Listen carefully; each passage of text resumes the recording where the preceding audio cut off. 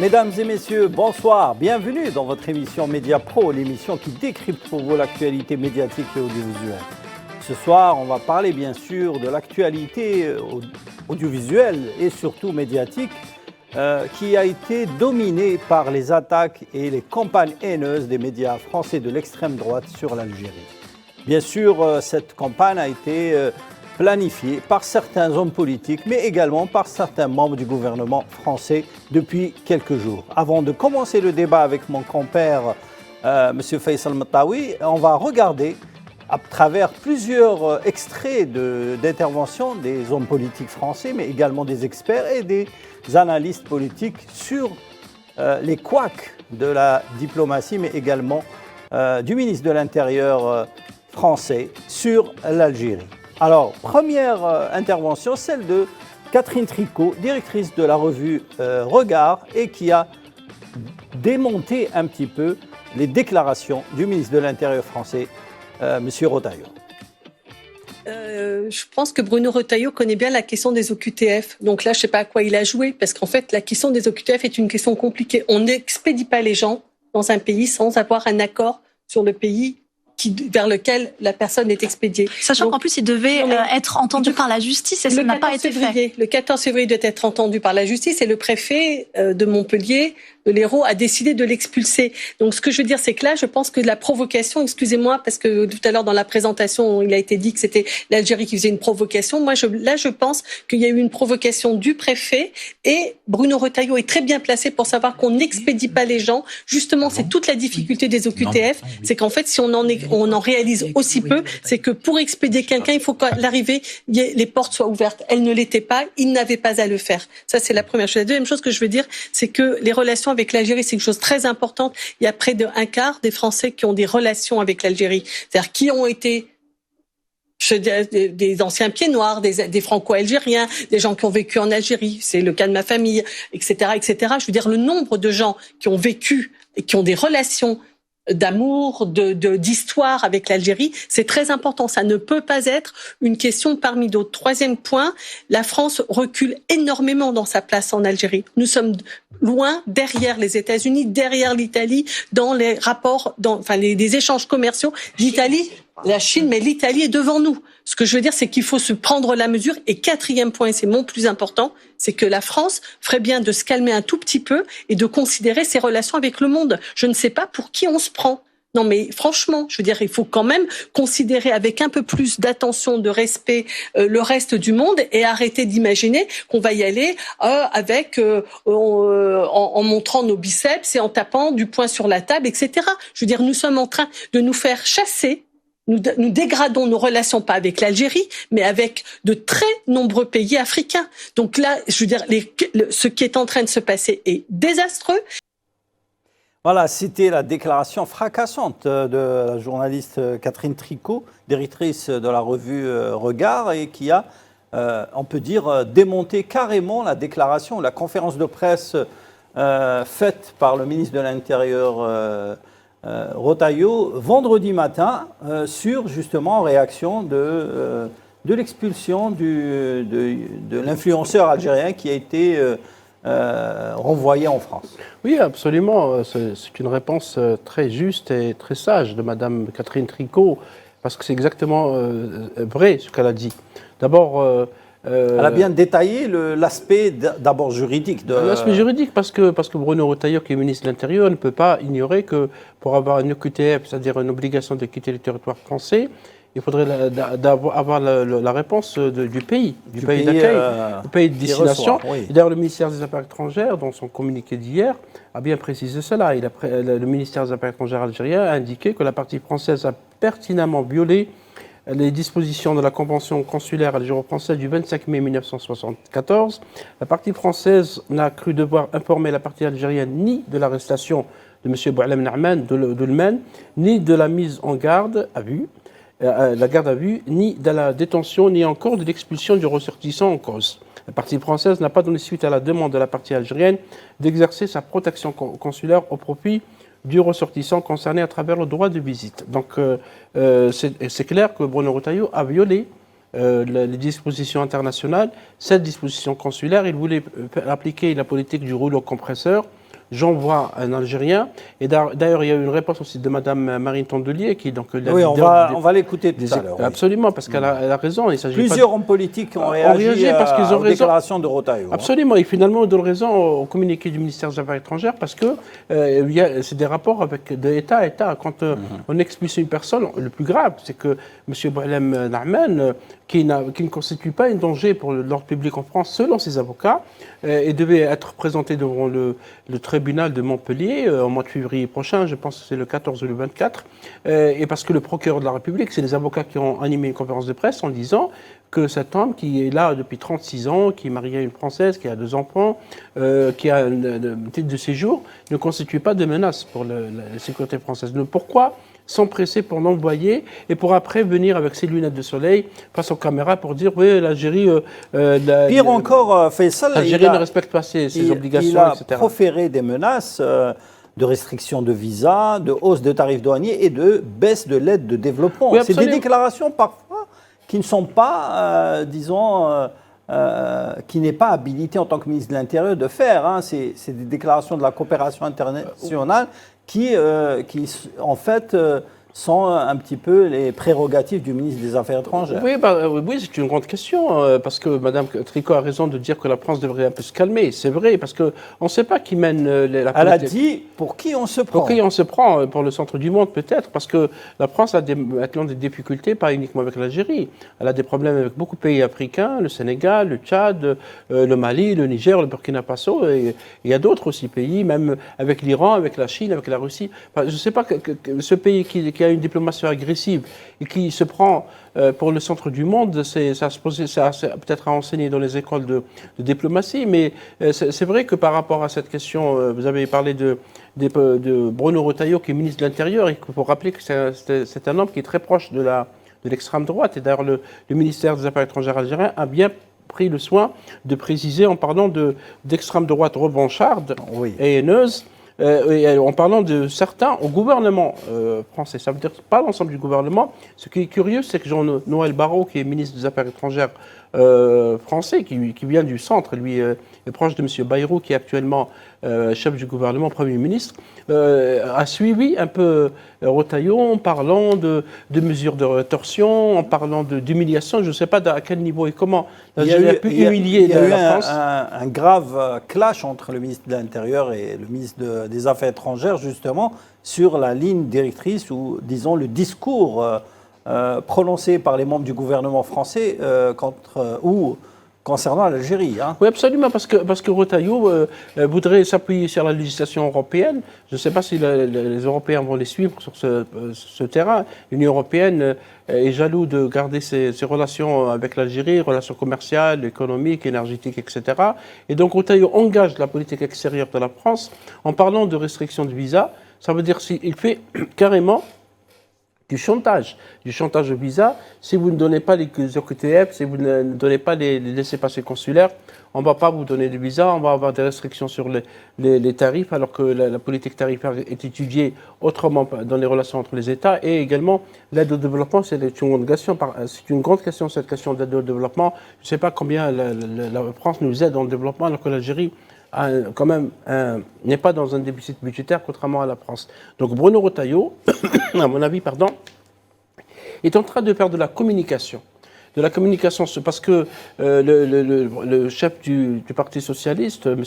Olivier Faure, qu'on va écouter tout à l'heure, a parlé de Retailleau qui veut faire du buzz. C'est vrai que c'est un exercice de communication. Il a tout de suite, il s'est empressé d'envoyer un Algérien sans respecter son droit, ni les relations avec un autre pays, pour après venir dans tous les plateaux, reliés bien sûr par les médias de l'extrême droite, Europe 1, CNews, Journal du Dimanche, etc., pour dire, voilà, pour un peu atténuer... Sud Radio, surtout. Sud Radio, etc., tous les médias qui sont proches ou sont de l'extrême droite actuellement, pour un peu donner raison à Retailleau et ne pas donner raison à l'Algérie. Personne, vous avez remarqué, parce qu'on on est dans une émission de médias, qu'aucun média n'a pris le soin d'appeler un représentant de l'ambassade d'Algérie à Paris, ou un représentant du ministère des Affaires étrangères, ou au moins un responsable algérien, pour donner la version algérienne. En fait, il y a eu des experts ou des journalistes algériens qui sont intervenus seulement sur la chaîne France 24 en arabe. Pourquoi justement en français, la version française ou les médias francophones, n'ont pas cru bon inviter ou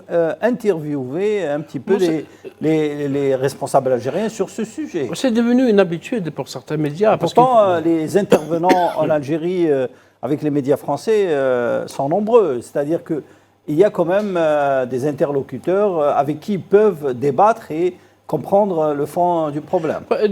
C'est devenu une habitude avec l'Algérie, et pas uniquement avec l'Algérie, parce qu'on a largement parlé dans cette émission Salim par rapport à Gaza, par rapport à la Palestine, comment 90%, pour ne pas dire 100% d'intervenants de certaines chaînes de télévision françaises défendaient les thèses israéliennes. On n'a pas vu, ou très peu, ceux qui dépendent, ou en moins qui donnent la parole aux Palestiniens qui ont subi un massacre, un crime contre l'humanité, un crime de guerre. C'est la législation internationale qui le dit, c'est la Cour pénale internationale qui le dit. Le Premier ministre israélien, sioniste Netanyahou, poursuivi d'ailleurs.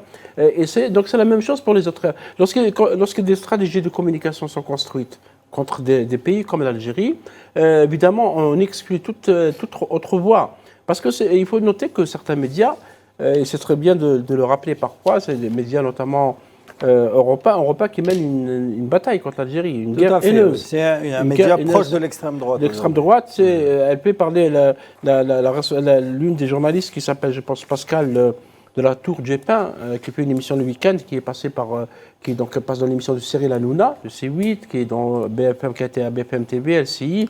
Elle s'est attaquée aux influenceurs algériens, parce que les influenceurs algériens ou les tiktokers qui ont dit des choses peut-être maladroites, peut-être violentes, peut-être qui peuvent tomber sous le coup de la loi, personne n'a pris le soin de parler avec leur avocat ou de savoir ce qu'ils disent. Pascal de la Tour du Pin parle de propos abominables, insupportables, épouvantables, haineux, etc. Mais à aucun moment elle a précisé ce qu'ils ont dit exactement, parce qu'il y avait des mauvaises traductions, c'est les avocats de Boualem Nama qui le disent, et qui ont amené cette procédure, parce qu'on a l'impression qu'on a monté toute une affaire, et curieusement, les influenceurs incriminés ou accusés sont ceux qui défendent l'Algérie, qui défendent les choix de politique algériens, qui parlent des crimes coloniaux, etc. On a ciblé des influenceurs bien définis. Ça veut dire que c'est une opération qui a été bien étudiée par Bruno Retailleau. Bruno Retailleau, peut-être qui, à mon avis, nourrit des ambitions présidentielles, parce que les élections présidentielles, c'est pas très loin. C'est ce que les gens de la gauche lui ont reproché. Apparemment, et on utilise l'Algérie, parce que l'Algérie, entre parenthèses, c'est vendeur. Ça fait polémique, les médias en parlent, etc. Même s'il faut piétiner la loi, parce que Bruno Retailleau, dans l'affaire de Boualem Laman, il faut le dire, il a piétiné le droit international, et il a piétiné la loi. Ce n'est pas l'Algérie qui a fait ça, comme il a accusé face aux médias, mais c'est bien lui et son département. Faisal, on va justement écouter d'autres interventions d'hommes politiques, mais aussi de responsables en France qui ont dénoncé justement les déclarations de Bruno Retailleau. C'est le cas d'Olivier Faure, le premier secrétaire du Parti Socialiste, et également l'ex-premier secrétaire du Parti Socialiste et ex-ministre Ségolène Royal. On regarde et on revient au débat. Moi, je crois que Bruno Retailleau devrait de temps en temps prendre le temps de la réflexion. Et je crains que malheureusement, il n'ait cherché dans cette affaire à faire le buzz. Mais la procédure aurait dû commencer par le passage devant la justice, puis ensuite s'assurer que le pays de retour, c'est-à-dire l'Algérie, soit bien en mesure d'accepter l'OQTF, parce qu'il connaît parfaitement tout ça. Et il sait très bien que renvoyer quelqu'un dans un avion sans avoir l'assurance qu'à l'arrivée, il sera effectivement repris par les autorités algériennes, c'est prendre le risque d'un aller-retour et de passer pour un bonnet. Et donc, il y a là une question... passer pour un bonnet pour vous. Il y a là une question qui est effectivement posée. Et maintenant, le risque, c'est l'emballement, la surenchère, et de commencer une espèce de guerre des mots avec l'Algérie, dont nous n'avons pas besoin. Mais vous ne trouvez pas qu'il y a un problème avec l'Algérie ? Bruno Jeudi. Pourquoi l'Algérie refuserait de récupérer son ressortissant algérien, pas binational, doté d'un passeport biométrique ? En quoi l'Algérie peut refuser de le reprendre ? Je dis simplement que la bonne procédure n'a pas été respectée en l'occurrence. Ensuite, ce que je dis, c'est que la réalité du conflit entre la France et l'Algérie aujourd'hui, c'est pas tellement cet influenceur. C'est un élément supplémentaire. Dont ils se foutent complètement. La réalité, c'est que il y a l'affaire du Sahara. Et le fait que la France ait, de manière unilatérale, sans vraiment discuter avec qui que ce soit... Après beaucoup d'autres pays. Après d'autres pays, mais peu importe. La réalité, c'est que nous avons, nous, une histoire particulière avec l'Algérie. Olivier Faure. Ou non, c'est comme ça. La dégradation de nos relations avec l'Algérie, la faute en est à Emmanuel Macron, à attribuer à Emmanuel Macron? La faute, elle est certainement très partagée, mais je dis attention aussi. Attention à la relation que nous devons maintenir avec l'Algérie. C'est ce que vous dites à Emmanuel Macron? Oui, pourquoi? Parce que je vois bien que les Russes viennent de perdre en Syrie un certain nombre de bases qu'ils avaient et qui étaient importantes pour eux. Ils pourraient aujourd'hui, en Méditerranée, chercher à revenir pour s'implanter dans des pays qui pourraient être des pays d'accueil.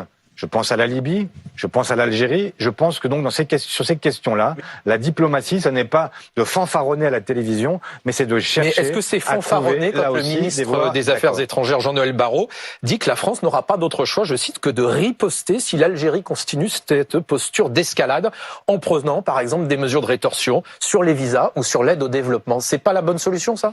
Mais je crois que justement, tout le problème de ce que Bruno Retailleau a fait, c'est pour ça que j'ai commencé par ça, en vous disant qu'il n'avait pas respecté la procédure et qu'il savait qu'il se heurterait vraisemblablement à un refus de l'Algérie et que, en retour, il pourrait faire monter les enchères et donc créer une situation où désormais tout est remis sur la table et où on parle des visas, où on parle de tout ce qui peut créer de la tension. Et moi je dis attention à ne pas monter dans la surenchère avec l'Algérie parce que c'est un pays important dans le Maghreb et dans les équilibres en Méditerranée.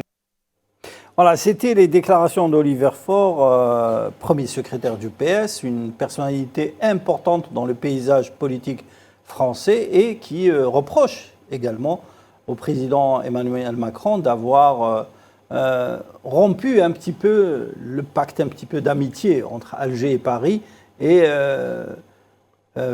prôner un rapprochement entre Paris et Rabat dans la question du Sahara occidental. Oui, parce que la France est un pays membre permanent. C'est à partir de cette oui, parce qu'en attendant, cette approche diplomatique qui a un petit peu brouillé les cartes entre Paris et Alger. Absolument, parce qu'il y a des courants qui ont poussé vers ça. Hein, parce que notamment Bruno Retailleau, qui dans une interview accordée à la chaîne Radio J, qui est la chaîne de la communauté juive en France. Les Algériens, Emmanuel Macron, et c'était en 2023, ou 2024 plutôt, Emmanuel Macron, le président français, a cette obsession algérienne.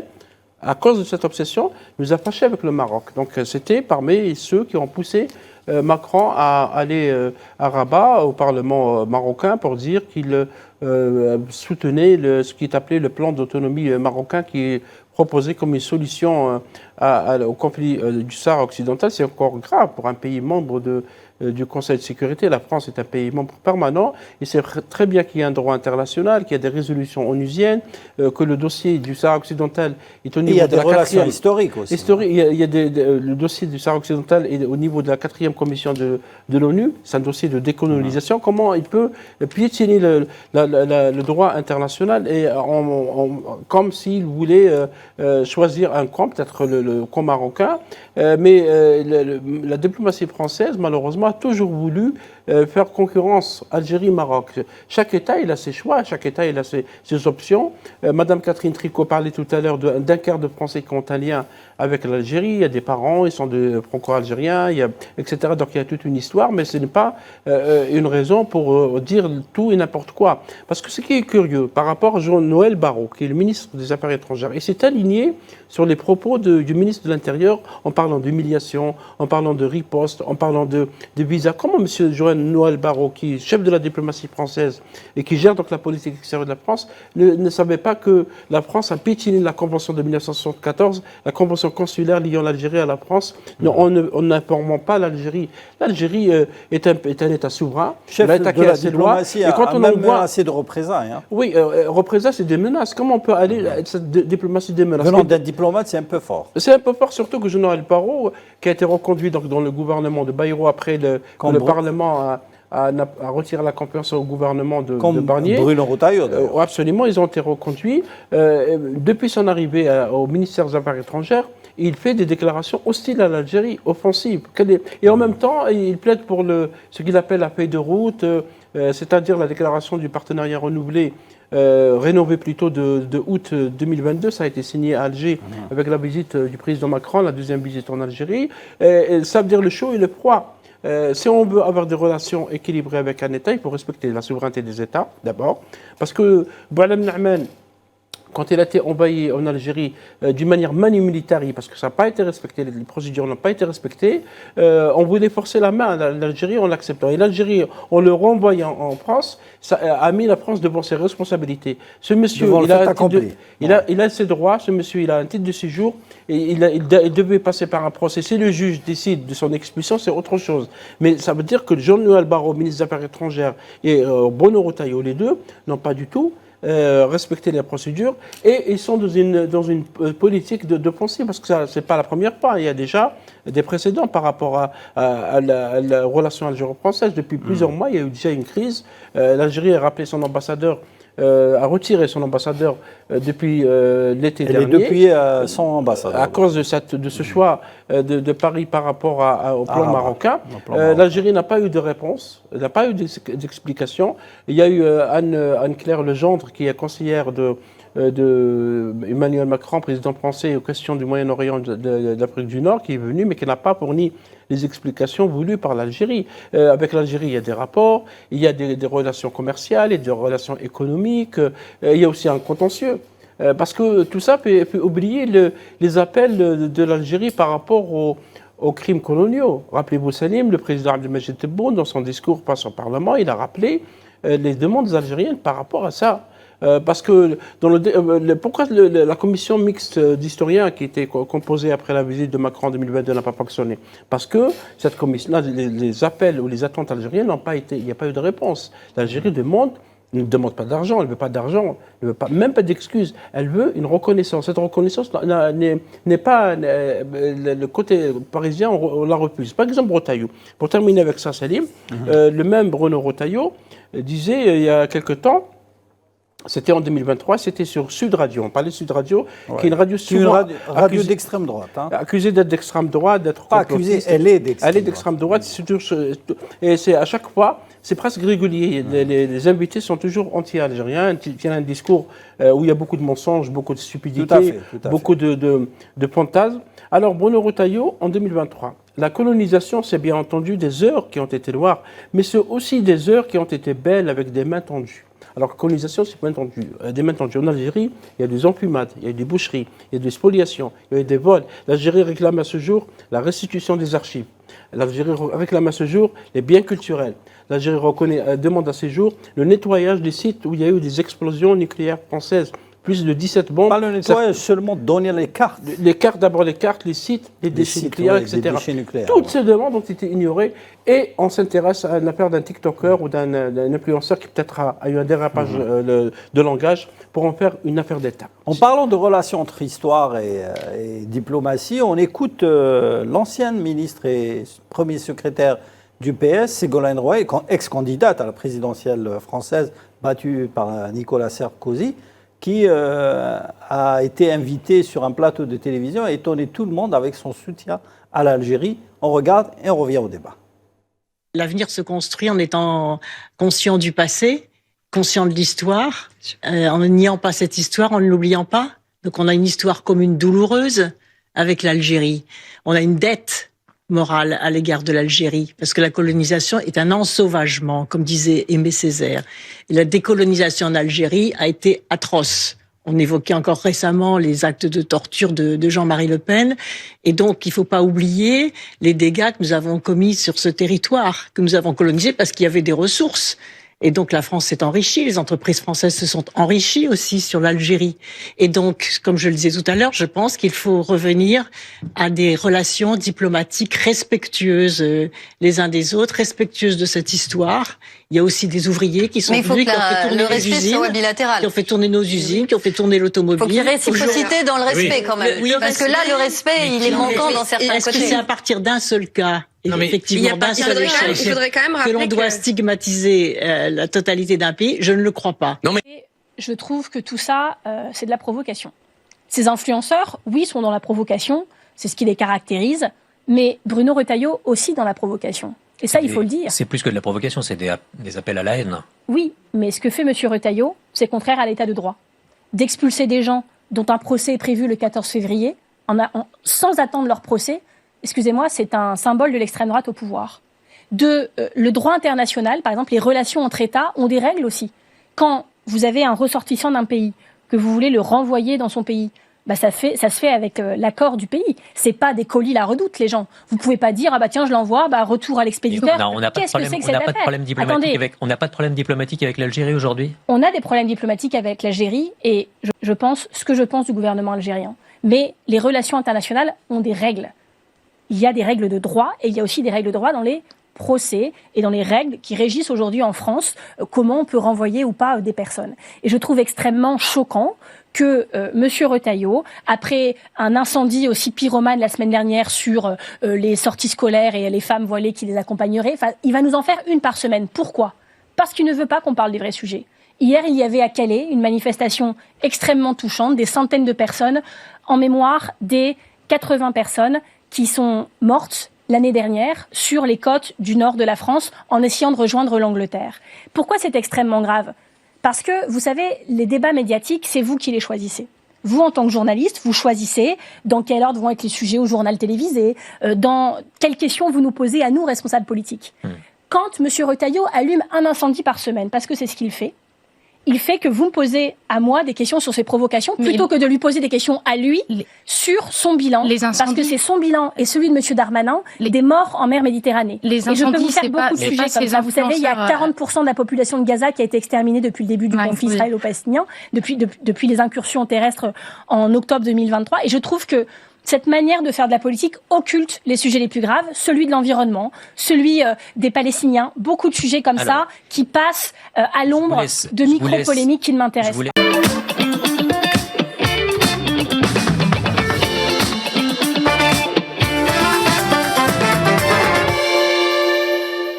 Voilà, on a écouté les deux interventions très intéressantes de Ségolène Royal et de Marine Tondelier, la secrétaire nationale des écologistes, qui ont toutes les deux dénoncé le dérapage, si on peut l'appeler ainsi, du ministre de l'Intérieur Bruno Retailleau sur d'abord les relations algéro-françaises, mais également sur la manière d'utiliser l'information et la communication dans des sujets diplomatiques sensibles. Oui, parce qu'il joue, comme l'a souligné, si bien souligné Mme Marine Tondelier, les écologistes, ils jouent au pyromane. Parce que ce monsieur, depuis son arrivée, il faut rappeler que c'est un homme de l'extrême droite, qui était sénateur de la Vendée. C'est un catholique conservateur qui a tenu des propos limite islamophobes et qui, depuis son arrivée au ministère de l'Intérieur, d'abord il a commencé à déclarer la guerre aux narcotrafiquants, bien que la France, comme beaucoup de pays européens, souffre de trafic de drogue depuis très longtemps, et il a parlé de mexinisation. Voilà, c'est déjà une insulte pour le Mexique, parce que le Mexique, je pense aussi, c'est un grand État qui lutte aussi contre la drogue. Il s'est passé inaperçu, c'est tout à fait normal. Et puis, la semaine passée, il s'est attaqué au voile islamique. Les femmes, parce qu'apparemment la France a une obsession avec le voile. C'est pas le cas. Il a déclaré qu'il faut interdire le voile à l'école et à l'université. À l'université, de quel droit ? C'est quoi la liberté individuelle ? Comment un pays qui chante des droits de l'homme, etc., qui passe son temps à donner des leçons aux pays africains sur les droits, les libertés, etc., vont toucher à une intimité d'une femme qui porte une voile. Elle est libre de porter le voile, c'est une liberté individuelle. Et donc, à chaque fois, il fait des faux débats. Et Mme Tondelier a raison, parce que c'est une technique de communication pour faire oublier les véritables sujets. Comme Gaza, comme Gaza, oui. Bien sûr. On n'a pas entendu M. Retailleau parler de Gaza à aucun moment, ni de parler des gendarmes français qui ont été humiliés par l'armée sioniste. L'armée sioniste, etc., face à terre. On n'a pas vu, il n'a pas dénoncé d'ailleurs ni lui, ni Jean-Louis Barrot, ni la diplomatie française. Il y a beaucoup de problèmes liés à la migration, parce que lui, il est en train de rappeler à chaque fois l'accord de 1968. Et il disait, toujours sur Radio J, la radio de la communauté juive en France, les Algériens considèrent qu'ils ont un droit de tirage illimité, moral, sur la France. Je ne sais pas lequel, peut-être Retailleau nous le dira un jour. Ils considèrent que la colonisation leur a donné des droits éternels, notamment des visas. Ce n'est plus possible. Est-ce que la colonisation a donné, explication pour les téléspectateurs, a donné des droits aux Algériens ? C'est exactement le contraire.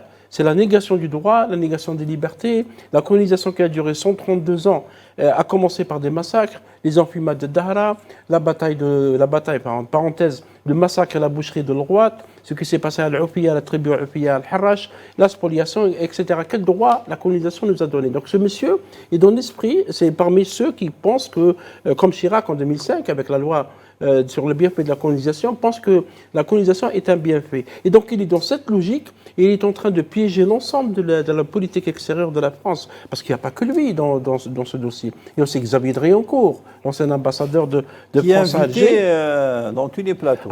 Ah oui, ces derniers jours, il a été sur Europe 1, la chaîne de l'extrême droite, il a été sur le Figaro, qui s'approche de l'extrême droite lui aussi, il a été à CNews, un peu partout, et toujours en train de Sud déverser... Radio, comme on le voit... Oui, Sud Radio, on le voit sur Sud Radio, en train de déverser de la haine en Algérie.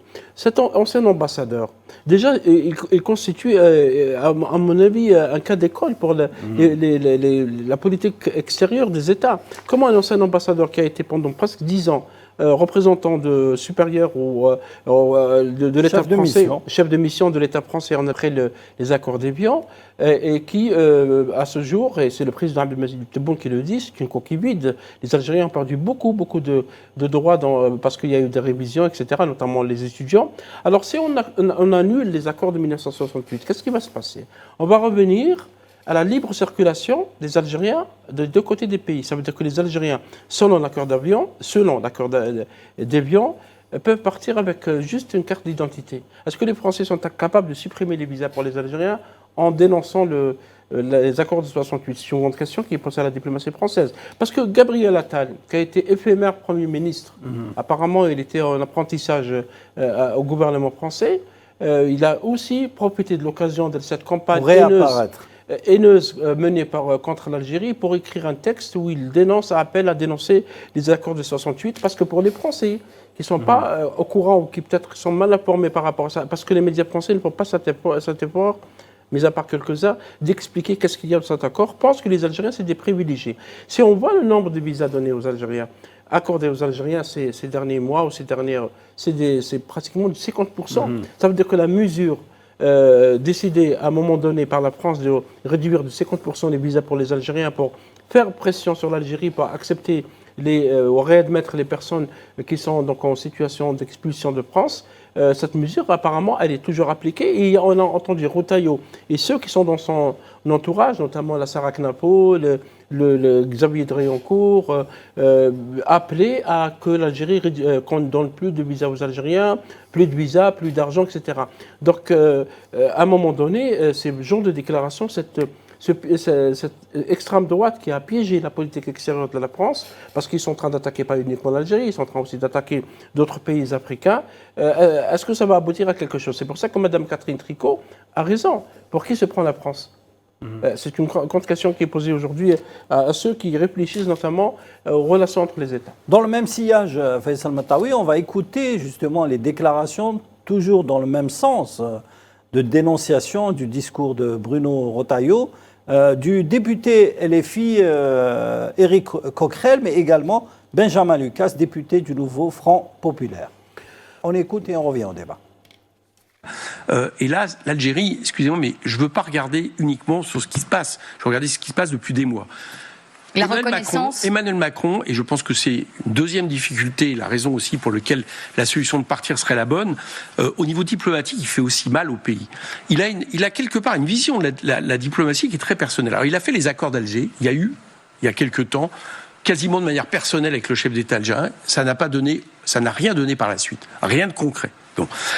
On sait qu'il casse le corps diplomatique français qui était une des fiertés de la France. Et je pense que la manière dont il utilise la démocratie avec ses à-coups, alors par exemple cet été c'était le Sahara occidental, où tout d'un coup la France décidait de dire des choses qu'elle n'avait pas à dire. C'était pas à elle de dire que le Sahara occidental était marocain, voilà, qu'elle appuyait, qui nous a mis dans des difficultés extrêmes, y compris vis-à-vis de l'ONU, etc. Donc il y a des rapports compliqués avec l'Algérie qui se nouent. Est-ce qu'on doit continuer à attendre? Moi je dis non. Sur le territoire? Écoutez, prenons un peu de recul sur cette affaire, au-delà du cas particulier qui est là. Moi, je suis assez inquiet de voir la parole de la France son message perdre en crédibilité ces dernières années dans le monde, sabordé par le président de la République lui-même. Vous voyez le discours qu'il a tenu où il a insulté les chefs d'État, ses homologues africains notamment. Or, il se joue quand même. On voit ce qui se passe aux États-Unis avec Trump. On voit la Chine, on voit la Russie. Il se joue une bataille de l'influence. Et la France, elle doit prendre toute sa part dans cette bataille de l'influence. Elle doit être une puissance aujourd'hui capable de résister à ces empires qui menacent la stabilité du monde, sa démocratie, sa justice et sa paix. Et donc, moi, je m'inquiète quand je vois l'escalade qui a été organisée. Monsieur Retailleau, il poursuit un agenda idéologique. Il savait pertinemment que l'OQTF, c'est bien le sujet d'ailleurs des OQTF, ne pouvait pas s'appliquer parce que pour que vous expulsiez quelqu'un dans un pays, il faut que la porte à l'arrivée de ce pays soit ouverte. Or, il savait très bien que la porte serait fermée. Il a fait ce choix délibéré de jouer l'escalade parce qu'il poursuit un agenda idéologique qui est depuis longtemps la remise en cause des accords de 68 avec l'Algérie. Je dis faisons attention, organisons la désescalade. Pourquoi ? Parce que nous sommes intimement liés dans nos familles à l'Algérie. Parce que beaucoup de nos compatriotes ressentent dans leur chair comme une meurtrissure ces tensions entre ces deux pays. Voilà, c'était justement les deux députés, Éric Coquerel et Benjamin Lucas, qui se sont exprimés sur la position un petit peu complexe de l'État français sur le plan diplomatique et ses relations avec l'Algérie. Éric Coquerel dit que la France a reculé dans le domaine de la diplomatie, qui était un petit peu sa force dans le monde. Oui, surtout en Afrique, parce que vous savez que le discours du président Macron face aux ambassadeurs, il a irrité beaucoup de capitales. Hein. Il y a des réactions du président surtout sénégalais. Le dernier discours. Hein. Oui, face aux ambassadeurs, où il a parlé, il a dit qu'on a oublié de nous dire merci par rapport à l'armée française qui était déployée au Sahel pour lutter contre le terrorisme. On a vu qu'elle n'a pas vraiment lutté contre le terrorisme parce que les groupes armés ils sont toujours là, ils sont en train de menacer les États un peu partout. Maintenant, ce n'est pas uniquement au Sahel, au Cameroun, au Nigeria et ailleurs. Et donc, les chefs d'État et les populations africaines devaient dire merci à la France. Ça veut dire qu'on est toujours dans cette logique coloniale, pour ne pas dire néocoloniale. Je pense, oui, la France, par rapport à ses rapports à d'autres pays, est en train de perdre des positions très importantes. Madame Tricot-Catherine a bien souligné que d'autres États, notamment en Algérie, d'autres pays comme l'Italie, comme la Chine, comme les États-Unis, sont en train d'Espagne d'avoir des relations plus intenses avec l'Algérie. Et l'Algérie, bien sûr, a le droit de choisir ses partenaires, de diversifier ses partenaires. Mais la France devrait penser qu'il donc dans un grand déficit budgétaire, il y a aussi des contestations sociales, parce que la contestation des agriculteurs, vous aurez remarqué, Salim, que c'est invisible dans les médias. On préfère parler d'un TikToker ou de deux influenceurs algériens que de s'intéresser à un dossier très important qui est celui de l'avenir de l'agriculture française. La même chose par rapport à... les médias tout à l'heure parlaient de la méthode Retailleau. La méthode Retailleau, c'est ça. C'est passer d'un dossier à un autre, s'attaquer à tout le monde. C'est ça l'extrême droite. Parce que c'est le seul extrême droite au pouvoir. Parce que Retailleau, qui nourrit des ambitions politiques pour 2027, il y a d'autres, il n'y a pas que lui, pense que c'est le moment est venu de se présenter, de se préparer pour l'échéance de 2027. De se construire un personnage pour les présidentielles de 2027. Qui est ferme, qui est là, qui défend les intérêts de la France, etc., qui est présent, qui utilise le ministère de l'Intérieur comme le ministère des Affaires étrangères. Donc, est-ce que c'est vraiment le choix Il est sur la même conjoncture que Sarkozy à l'époque. Hein. Absolument, absolument. C'est vrai qu'il y a beaucoup de similitudes, de chercheurs et d'experts qui ont fait le parallèle, parce que rappelez-vous, Sarkozy a fait les finances et surtout ministère de l'Intérieur. Hein. Et en 2005, il était ministre de l'Intérieur et c'est lui qui avait appelé à nettoyer les quartiers populaires au Karcher, ce qu'il a appelé la racaille. Et le terme racaille est utilisé curieusement par Retailleau lorsqu'il parle de narco-racaille. Ça veut dire qu'il sous-entend dans le subconscient que les trafiquants de drogue seront des Maghrébins ou des Africains. Donc il n'y a pas d'Européens qui font le trafic de drogue. Donc ce genre de discours, ce genre de politique met à mal les intérêts extérieurs et les intérêts supérieurs de la France. Je ne sais pas si on se rend compte. Bon, on a vu que la gauche qui a été un peu inaudible ces derniers temps par rapport à la campagne haineuse menée par l'extrême droite contre l'Algérie, commence à se réveiller, commence à comprendre que les intérêts de la France sont en danger. Faisal, vous qui êtes un grand observateur de la scène médiatique française, vous avez remarqué que depuis une semaine, depuis justement la déclaration de Retailleau vendredi, il n'y a que des gens de gauche qui sont sur les plateaux de télévision. les médias les plus importants, bien sûr, LCI, BFM, CNews et même TF1 et France Info, n'invitent pas trop ou refusent d'inviter des gens de l'extrême droite de peur de rallumer encore le feu dans l'Hexagone. Oui, parce qu'on a compris qu'il faut aller vers la désescalade. Parce que l'escalade, ce n'est pas l'Algérie qui l'a voulu. Et le ministère des Affaires étrangères a bien répondu à ça dans son communiqué. L'Algérie n'a voulu ni humilier la France, ni aller vers l'escalade. L'escalade, c'est Rotaillot. Il y a eu un communiqué justement pour dénoncer les déclarations de Rotaillot concernant les visas, disant que les visas ne seront pas une possibilité de débat sur la question algéro-française. Oui, d'ailleurs, oui, on tente un peu d'apaiser les esprits, de faire des escalades et d'avoir des explications, parce que, pour information, Emmanuel Bonne, qui est le conseiller diplomatique du président Macron, beaucoup de médias, beaucoup de sources évoquent sa démission. Et il aurait claqué la porte parce qu'il n'est pas d'accord du tout avec la tournure prise par rapport avec des rapports avec un pays aussi important en Méditerranée, en Afrique et dans le monde arabe que l'Algérie, par rapport au discours par rapport à l'Afrique, etc. Donc il y a un malaise, on sent qu'il y a un malaise au sein du gouvernement français. Une partie donc de la classe politique française, notamment l'extrême droite, et qui est appuyée par des médias d'extrême droite, qui sont financés par des milliardaires, parce que les milliardaires, vous savez, gèrent les médias. Hein. Je citerai quelques-uns, Bolloré, Daniel Kretinsky, Xavier Niel, Rudolf Saadé, Patrick Drahi, etc. Une grande partie d'eux essayent de, si vous voulez, de construire une opinion publique d'extrême droite qui oscille à des pays par l'Algérie, parce que l'Algérie, il y a toujours le problème colonial, il y a toujours le problème colonial, des reconnaissances coloniales, au-delà du fait que l'Algérie a une politique extérieure qui est complètement différente d'autres pays avec lesquels la France prépare avec des rapports, notamment dans la région. L'Algérie est un pays, une diplomatie qui est active au sein du Conseil de sécurité de l'ONU, qui milite pour les droits du peuple palestinien, qui milite pour la stabilité de la Libye à travers une solution politique inclusive, qui milite pour aussi la stabilité de la Syrie à travers un dialogue intersyrien, etc. Ce genre de position, bien sûr, agace, surtout par rapport à ce qui se passe à Gaza. Donc la question est posée à ceux qui mènent la politique extérieure de la France. Parce que l'un des députés a parlé que la politique actuelle fait mal au pays. C'est vrai qu'elle fait mal au pays, parce que les polémiques avec l'Algérie ne s'arrêtent pas.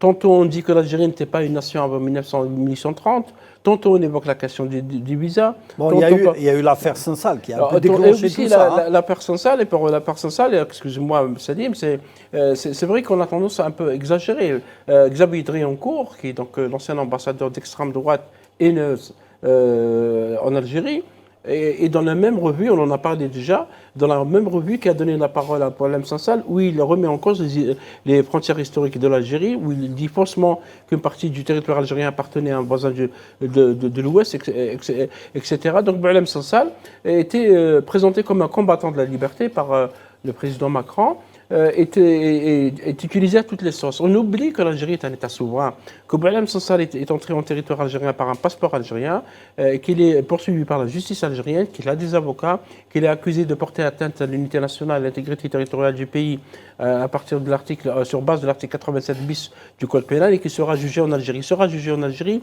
il ne sera pas jugé en France. Et bien sûr, du point de vue du droit, Boualem Sansal n'a pas le droit à la protection consulaire. Qu'un président de la République française prenne la parole et l'inscrit dans son discours. Hein. La seule, parenthèse dans son discours lors de la réunion avec les ambassadeurs, c'était d'appeler à la libération de Boualem Sansal. C'est un peu aberrant qu'un président de la République appelle à libérer s'inquiète un petit peu d'un citoyen algérien. D'un autre pays. D'un autre pays, c'est même pas un citoyen français. C'est-à-dire, même si on lui a donné un passeport il y a 6 mois, il reste quand même un citoyen algérien qui sera jugé par l'Algérie. Parce que l'Algérie a des droits, des lois. L'Algérie est un État souverain sur son territoire. Et puis, c'est un pays qui fait ce qu'il veut. Il n'attend pas des discours, il n'attend pas des leçons de morale. On déclenche le ministère des Affaires étrangères, le ministère de l'Intérieur pour parler du cas Boualem Sansal. Oui, parce que Rotaillot aussi mène la bataille pour il a parlé de lui dans son discours de vendredi. Le président Macron a des mots quand même regrettables, de parler de déshonneur. Déshonneur, oui, tout à fait, oui. Vous savez que ça veut dire le Nord pour les Algériens? Je pense qu'ils ne savent pas, ça veut dire. Les Algériens, pour leur honneur, pour leur dignité, ont donné plus de presque 5 millions de martyrs. Ils ont lutté, et ça uniquement contre le colonialisme français, parce que par le passé aussi, il y a eu des luttes pour l'honneur. Donc apparemment, c'est pour ça que les députés de gauche reprochent au président Macron de casser, si vous voulez, le travail diplomatique. Il y a plusieurs interventions. Faisal, on n'a pas voulu montrer un petit peu toutes les interventions. Bien sûr, il y a eu des cas aussi d'intervention très, très intéressantes et en faveur de l'Algérie à l'Assemblée française. Hein. Bien sûr, parce qu'on sait parfaitement, je sais que les députés de la LFI, de la France Insoumise, ont défendu l'Algérie par rapport aux accords de 1968, à la question du migratoire, etc., à la question de la colonisation, etc. Évidemment, bien sûr qu'il y a des gens conscients qu'il y a une classe politique qui comprend les enjeux, qui sait que l'extrême droitisation du débat public, l'extrême droitisation maintenant de la diplomatie peut menacer les intérêts de la France et aussi mettre à mal ce pays dans ses relations futures avec d'autres États, dont l'Algérie. Merci Faisal. Je pense que ce sujet ne va pas s'arrêter là. Je pense qu'il y aura des suites et on sera là toujours à Mediapro pour décrypter et analyser les propos des médias français sur la question et surtout sur l'Algérie. On vous donne rendez-vous la semaine prochaine, toujours au même rendez-vous, dimanche à partir de 22h sur Al 24 News.